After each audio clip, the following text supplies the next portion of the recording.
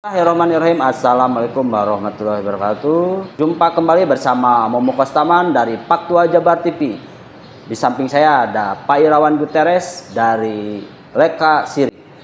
Selamat sore Pak Irawan. Selamat sore Pak Momo. Nah, sekarang lagi hangat-hangatnya terkait ijazah palsu. Sekarang di mana-mana, di podcast, di media, di berbagai media sosial. Itu terkait tanggapan ijazah palsu bagaimana menurut Pak Irawan selaku hukum dan HAM? Menurut saya, ya itu sebaiknya kalau memang adanya benar, diduga ijazah palsu itu ada, ya itu bagus. Kenapa? Karena memang masyarakat ini kan ada tanggapan bahwa kenapa baru sekarang gitu kan? Ya mungkin karena ditemukannya oleh tim Roy Suryo itu baru sekarang. Atau tanggapan masyarakat, Jokowinya juga udah jadi presiden, buat apa kan gitu. Itu banyaklah tanggapan-tanggapan dari publik seperti itu diantaranya. Ya kalau menurut saya, seandainya ini terbukti adanya benar dugaan-dugaan terkait ijazah ini Pak Jokowi palsu.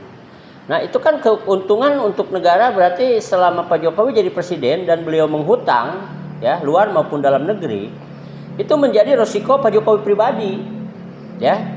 Karena secara hukum mungkin cacat hukum ketika diduga ijazahnya palsu, jadi tidak sah jadi presidennya waktu menjabat itu. Ya, termasuk mungkin gaji-gajinya harus dikembalikan, kekayaannya yang didapat dari selama 2 periode jadi presiden yaitu 10 tahun itu harus dikembalikan ke negara gitu Pak. Ya, itulah keuntungan untuk warga masyarakat yang pada akhirnya tidak dibebani dengan tadi hutang negara, hutang pemerintah ya kepada negara. Nah, jadi masyarakat ini kalau misalkan hutang-hutang itu kan nanti bisa jadi beban masyarakat, pajak naik kan, segala macam naik, kebutuhan pokok naik, semuanya akibatnya kan seperti itu. Nah, itu yang diuntungkannya.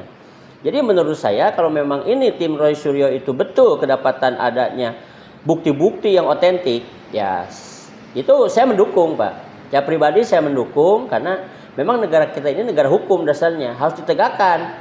Tapi dalam penegakan supremasi hukum itu harus betul-betul jujur, benar, dan adil gitu ya. Nah, tidak menyudutkan sebelah pihak. Dan terus kembali kepada prosesnya ini kan sudah lama Pak. Ya sudah lama. Jadi bukan mungkin setahun 2 tahun ya, sudah lama. Nah ini saya rasa harusnya segera. Bagaimana sebetulnya kuncinya ini pertama diduga tersangka Pak. Kalau memang ini tidak mau merasa gaduh, atau tidak ada kepentingan politik, kenapa tidak ditunjukkan saja ijazah aslinya? Kan clear dengan disaksikan oleh para ahli, saksi ahli gitu kan, seperti itu. Tapi kan selama ini belum muncul yang saya lihat di media sosial, saya ikuti pelaksanaannya belum saya lihat ya menunjukkan aslinya. Termasuk mungkin tempo hari dilaporkan dan itu yang diterangkan oleh Kabar Eskrim kan yang diperlihatkan bukan ijazah asli ya, fotokopinya seperti itu. Nah ini kan udah bukan rahasia publik ya, sudah dilihat.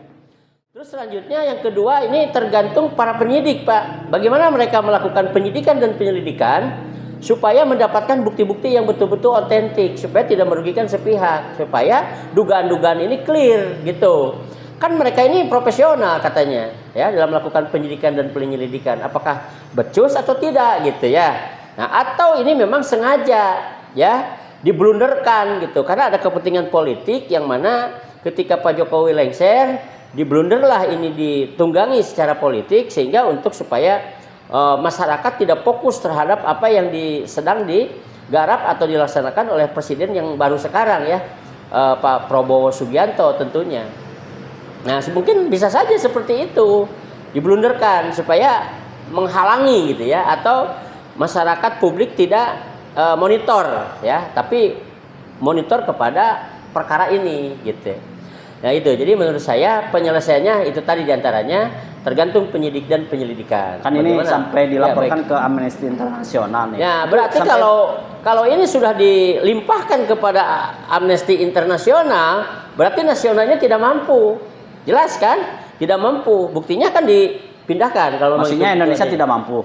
Ya, bukan Indonesia, Pak. Maaf. Ini penyelenggara hukumnya, Pak. Penyelenggara penyelenggara. hukum ya, dari mulai penyidik, penyelidikan. Berarti mereka ini tidak mampu, ya. Apakah tidak mampu? Bisa saja juga.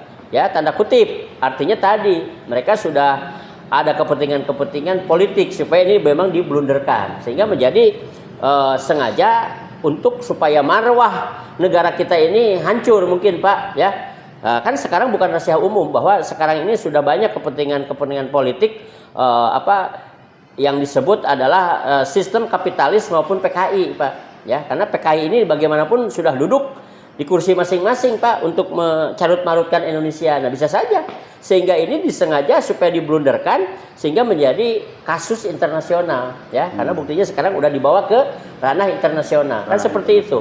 Supaya marwah negara kita ini hancur, Pak, di mata publik, ya, di negara publik, di negara-negara lain gitu, Pak. Betul. Ya, sedangkan negara ini kita itu dulu zaman Pak Karno ini kan diperhitungkan. Jadi kita ada catatan sejarah kalau seperti ini. Ya? Catatan sejarah yang sangat luar biasa, Pak. Pak Karno itu sehingga beliau mendirikan UBS, World Bank, sehingga beliau itu juga membangun kan istana-istana berapa yang dibangun beliau. Ada nggak presiden yang meninggalkan istana, membangun istana dan meninggalkan istananya? Ya, karyanya mana? Tapi Bung Karno bukti, jangan dipitnah Bung Karno. Ya, banyak kan diantaranya orang-orang yang memfitnah Bung Karno gitu kan seolah-olah pengkhianat. Beliau itu punya emas, ya. Jumlahnya 1.313 metrik ton. 1.300 metrik ton. Dari mana? Itu tadi dari Syekh Nahru Hasanuddin Malikul Busah tahun 1927 diserahkan kepada Cokro Aminoto. Makanya Cokro Aminoto di Rekrasiring, ya, sejarahnya ini membuat mata uang ori dulu, uang galabag, ya, mencetak dulu zaman krisis, ya. Karena pas begitu merdeka 67 66 itu kan krisis, Pak.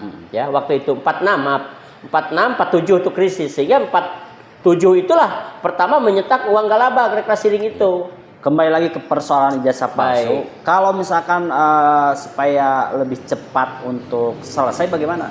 Ya, kalau memang ini ingin saya selesai tadi, Pak, kembali kepada Jokowi. Pak Jokowi kalau memang ini tidak ingin cepat selesai, ya, karena beliau juga mungkin gerah kan dengan dipublikasikan begitu begini, ya. Misalkan kalau memang kata orang sepihak dipitnah atau dan sebagainya. Ya, kalau memang itu tidak terjadi fitnah, kalau memang itu fitnah itu benar adanya tidak ada kepalsuan, tunjukkan. Selesaikan dengan disaksikan tadi dengan para ahli. Yang kedua tadi supremasi hukum ditegakkan oleh para penyelenggara negara gitu, Pak. Dengan ahli penyidikan dan penyelidikan Mabes Polri gitu, Pak. Ditunjukkan, ya, keprofesionalannya bahwa ini ijazah itu diperiksa kan dalam penyidikan, mana bukti-bukti palsunya, mana bukti-bukti aslinya. Kan tinggal clear seperti itu. Nah, lalu tinggal dipertunjukkan, ya, tegakkan supremasi hukumnya maupun itu yang tidak bukti, menuduh tuduhan tidak bukti bahwa itu memang adanya asli atau tidak ada kepalsuan, berarti kan harus tegakkan supremasi hukum. Tunjukkan. Yang kedua, dalam penyidikan dan penyelidikan dinyatakan jasa ini betul-betul faktanya asli. Tunjukkan. Selesai, Pak, clear. Tapi kelihatannya ini memang diduga ini ada blunder, Pak. Blunder, ya. Blunder, dibuat blunder sehingga ada kepentingan pihak ketiga secara politik, ya. Sehingga masalah ini, kasus ini menjadi kelas internasional karena diangkat ke Amnesty Internasional. Nah, ini kan lucu, Pak. Apakah di kita tidak ada orang-orang yang profesional? Kan banyak, Pak, untuk menyelesaikan perkara ini atau dimintalah bantuan sebagai orang ahli, ya, gitu, untuk mengkaji. Kenapa sampai ke internasional? Kan begitu. Jadi akhirnya ya marwah negara kita ini, para penyelenggaranya kan akhirnya bagaimana gitu, ya. Iya. Ya, memalukan menurut saya gitu, ya. Memalukan sekali gitu. Padahal itu sangat singkat lah, ya. Orang biasa pun akan bisa menyimpulkan supaya bagaimana ini cepat penyelesaiannya mudah sebetulnya. Ya, padahal kan sudah terang benderang di media sosial itu Pak Jokowi waktu wawancara dengan Kasmujo sampai bolak-balik saya nanti pembimbing gitu, ya. Tapi terakhir dikonfirmasi, diklarifikasi Pak Kasmojo sendiri dia membantah, saya bukan pembimbing skripsi dan saya bukan pembimbing akademi. Betul. Itu luar biasa kebohongannya. Ya, nah, itu kan sangat mudah ya. Ketika itu terjadi muncul, mungkin para penyidik itu harus investigasi reporting ke bawah. Betul. Setelah investigasi reporting, apakah kebenaran Kasmojo itu benar nggak? Nah, lakukan. Ya, lakukan asal usulnya, historinya siapa, bagaimana, kan itu akan ketemu Pak di masyarakat ya. Betul. Di antaranya seperti itu. Nah ini kan kelihatannya apakah dilakukan seperti itu atau tidak. Nah itu yang dimaksud tadi profesionalisme dalam penyidikan Pak. Sehingga harus ada turun investigasi reporting. Jangan duduk aja di kantor gitu Pak. Tidak akan selesai dan tidak akan menemukan data-data mendukung ya keotentikan dalam pelanggaran-pelanggaran ini. Kan gitu. Dan sekarang juga tim Roy Suryo yang saya lihat mengikuti, saya lihat sebagian di media sosial itu kan sudah melakukan perbandingan Pak.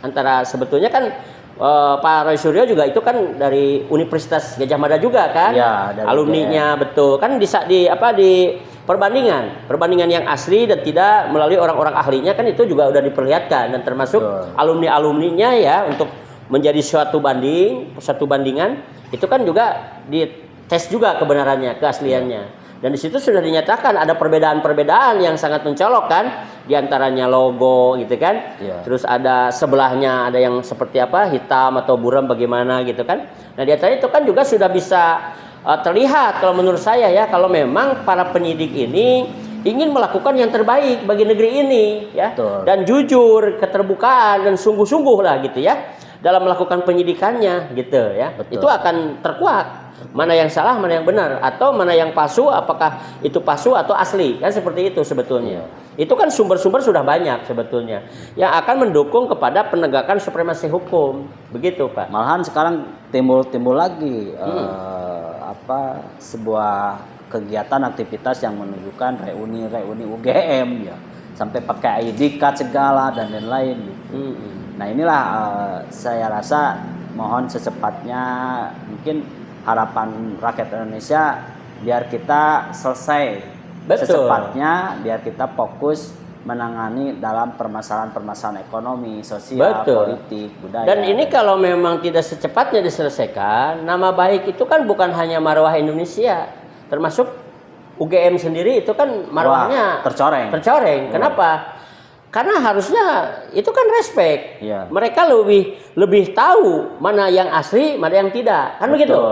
Ya, sebaiknya ya sungguh-sungguh lah UGM juga untuk membantu mengklirkan masalah ini. Gitu.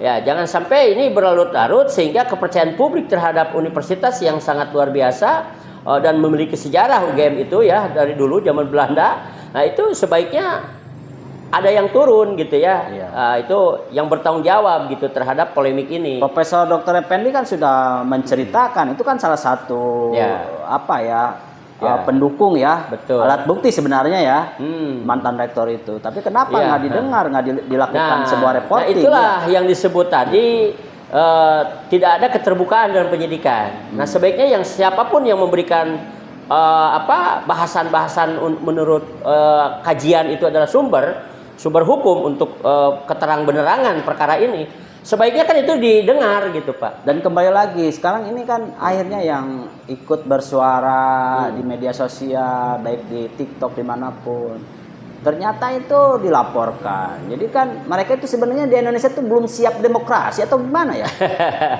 Itu betul Pak. Jadi mungkin kembali ke sumber daya manusia ya. Jadi katanya negara kita ini demokrasi, ya. Tapi ketika ada kesalahan dikritik mereka nggak terima. Sistem lapor, balik lapor gitu. Karena memang watak mungkin ya, bangsa kita ini banyak ya. Kebanyakan yang seperti itu Pak. Ketika mereka di masyarakat saja kita sudah banyak sekarang Pak. Karena sudah terbius dengan sistem kapitalis Pak. Ya, dengan ideologi PKI. Jadi ketika mereka salah, ketika kita memberikan saran, mereka tidak terima Pak. Tidak terima ya. Sebaiknya kan saran itu harus diterima, buruk maupun baik maupun tidak ya. Diterima dulu, barangkali ini kan nasihat. Nah jadi zaman sekarang ini memang sudah begitu Pak. Apalagi orang-orang yang punya kepentingan politik. Ya, karena politik itu segala cara dilakukan. ya. Ya. Jika dilakukan, akhirnya ya melakukan rekayasa hukum. Iya. Ya, no problem mereka dengan dosa, dengan apa perilaku ya etika yang tidak baik ya. Mereka itu sudah dilanggar seperti itu. Ya. Tapi mudah-mudahan kedepannya kita tunggu ini Ya. kita berharap selesai ya, Pak Baik. Irawan. Karena Ya, saya juga mendukung begitu, mengharap begitu. Jadi supaya ini segera selesai, supaya tidak terjadi polemik di masyarakat ya. Dan juga kalau memang ini diselesaikan secara profesional oleh orang-orang hukum di Indonesia, supaya timbul kembali kepercayaan publik Pak terhadap penegakan supremasi hukum ya. Jadi jangan tebang pilih kan, hukum di Indonesia itu udah benar. Dilihat daripada 4 faktor, dari individual justice, masyarakat justice, social justice, dan juridis justice. Kan gitu. Iya. Ya, karena semua hukum di Indonesia ini sudah mendapatkan studi kelayakan nasional internasional. Maka adanya penguatan daripada Undang-Undang 45. Nah, di situ termaktub dalam Undang-Undang 45 itu bahwa tidak ada di manapun Pak ya. Seperti misalkan setiap warga negara berhak untuk mencerdaskan bangsanya. Nah, di antaranya pencerdasan bangsa itu kan dalam penegakan supremasi hukum dan melakukan penyidikan yang jujur dan benar. Itu kan juga pendidikan ya. Menegakkan supremasi hukum itu adalah kebenaran gitu ya. Betul. Nah, sesuai dengan tadi termaktub dalam undang-undang. Nah, seperti itu yang kita harapkan supaya kita menjadi indikasi didik ya, mencerdaskan bangsa dalam hal positif. Tentunya cerdas itu kan positif. Positif itu adalah baik. Baik itu kan jujur, terbuka, itu kan, transparansi, tidak ada sedikit pun kebohongan atau rekayasa hukum. Nah, itulah yang dimaksud. Jadi luas makna daripada tadi mencerdaskan bangsa itu ya. Bukan hanya dalam pendidikan, termasuk dalam penyelenggaraan hukum. Begitu menurut saya, Pak. Alhamdulillah sudah di akhir penghujung. Terima kasih Pak Irawan. Sama-sama. Semoga kita bisa ketemu di lain waktu. Terima kasih Pak Tua Jabar TV Tasikmalaya.